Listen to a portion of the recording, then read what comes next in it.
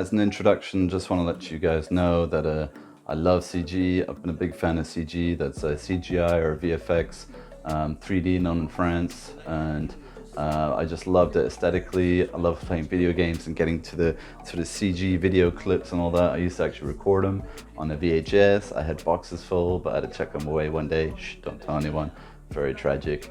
So yeah, just know the difference. It's not called CGI anymore.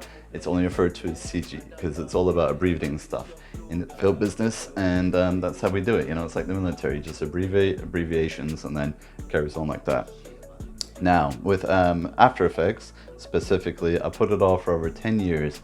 I just didn't have the patience to deal with individual frames. I wasn't even much of an editor back then. That all really evolved once I went to New Zealand over 10 years ago, where I didn't have a choice. I didn't really know many people, and you know, I was kind of bored a lot, so I just drive around, film some random stuff, sometimes speak to people, whatever, some preparation for a Tanify, you know, location scouting, stuff like that. But in the end, it was just, I just practiced Windows Movie Maker for 1 to 2 years. Then I got this program called Magix, and then eventually evolved into Premiere and After Effects many years later. Now, early tests were kind of my ENDSCREENS that I did first, and they're all sort of see-through, which is quite embarrassing. It's kind of laughable. If you know about CG and what you're doing, it just means that you haven't keyed it properly or you rushed it, and could be the lighting as well. So I've kind of excelled at that over the last 2 years.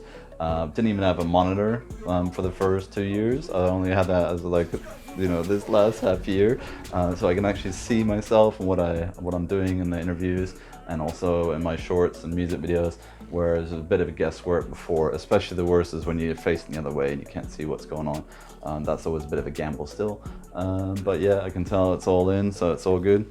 Now let's move on to WILCO, and WILCO is something I was thinking of for a while, which is a sci-fi epic I had in my mind. I didn't really have much of a story yet as far as the UFOs being abducted and all that stuff. I just had certain images in my mind, a bit like going back to Adjudicator 2, but in a sci-fi setting. So kind of like lots of close-ups, medium shots, stuff like that, not really wides. I didn't do any wides until film noir, but I'll get to that more in a minute. And you know, that was actually shown at a few film festivals in the States, and I may be invited to Las Vegas in May. We'll see what happens with that. I'd love to make some contacts and actually, like, you know, be working in the States opposed to stuck here in the UK. But anyway, I got to keep making these crazy videos for you guys until I get rich and famous, all right? So let's move on to FORROR. Now, FORROR happened because after I did WILCO, I really wanted to repeat something similar along those lines, but I was getting a bit dark because my cat died, so I only thought about post-apocalypse and like how miserable life is and how crap humans are, what we've done to the planet. So combining a creature feature with post-apocalypse, I managed to create FORROR, and I'm still very, very proud of it. Again, like, I got better with the lighting, with the framing, just all the CG stuff that we did afterwards, and I was doing more and more myself, actually.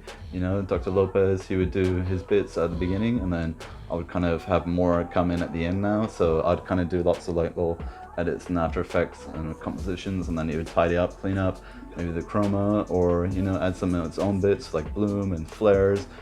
So it went crazy with the flares on WILCO because we're doing the Star Trek flares that we're all like ripping that off. And then that brings me now to NOIR, which is my latest project that I'm still working on right now. All these take about 2 to 3 months, you know, people don't realize that. They just sit there, they watch it for a minute, 2 minutes, they don't understand. There's been like 2-3 months of prep and tests and going back and forth between me and my mate, and he's always rendering and he's busy and then he can't render and then all this stuff, so it's all a bit of a drama and delay. But that's what happens when you don't have money. You can't pay people, you know, it's all their sort of schedules. That's why I try and keep busy by doing this stuff. Now, mentioning on low budget, now lighting is very, very key.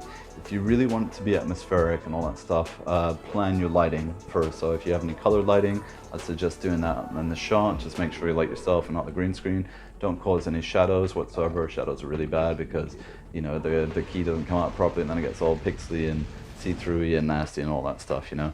That's when you don't know what you're doing and you're rushing it. Like me at the beginning, I was very impatient. Now that I've picked up some of the tricks, you know, I've gone from key light to Primac keyer, which is way more friendly and easier. But again, it was sort of a learning curve where I put it off and then realized, oh shit, I should have done that sooner, like a lot of things in life. But you know, as you do, better late than never. If you can, possibly think about the backgrounds. I kind of wing it a little bit, so I can't really tweak so much lighting because I've got no space here.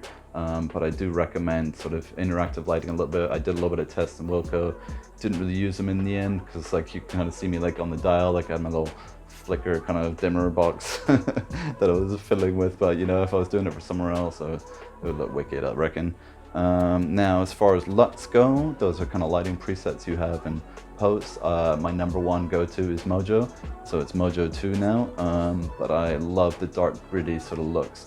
If you have it kind of lit daylight, then you won't have much trouble with the warm, but if you have anything that's kind of warm, like I do a lot of the time because I've got tungsten light, it comes out really warm. So my latest one, NOIR, is pre-dawn, and pre-dawn kills all the warm tungsten, and it's all given a really cold sort of green blue look, which I kind of wanted because I wanted to be dark and gritty. So if you want the dark gritty look, Mojo is your LUT, okay? Just go to that. After Effects, Premiere's got it, it's all interlaced. And now to Traveling with Charlie, which is my newest project. I'm very, very proud of it. I've actually made a short now, so it's not just a trailer or a fake trailer like I've done. It's not a music video, even though I've done the track for it, but it looks amazing. It's honestly, we've got GTA backgrounds, we've got 3ds Max backgrounds, we've got Cinema 4D in one or two scenes, so the driving scene at Cinema 4D, the cafe scene with the 3ds Max, because we needed their models and all that. But it's just come together, it's so nice, and it's real improvement from, you know, like gone from WILCO to FORROR to VR and now to neo-noir. Well, that nearly rhymes. Okay, well, watch this post, people. Okay, VFX green screen forever. Peace.